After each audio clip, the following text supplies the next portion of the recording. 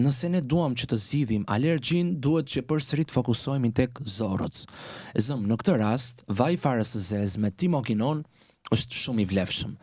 Konsumimi i zinkut, ushqimeve të pasura me zink ose suplementimi me zink i këshilluar nga një profesionist mjekësor i besuar.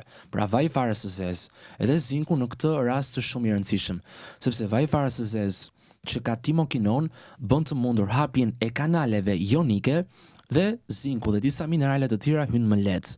Pastaj janë edhe ushqime të cilat kanë kuarcetin.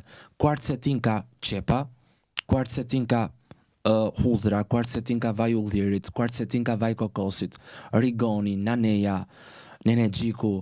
Më së shumti unë do vlerësoja vajin e farës së zezë gjithnjë që të jetë i pasur me timokinon, por dhe zinkun. Zinku është shumë i rëndësishëm sepse zinku është kofaktor edhe një enzime e cila quhet anhidraza karbonike.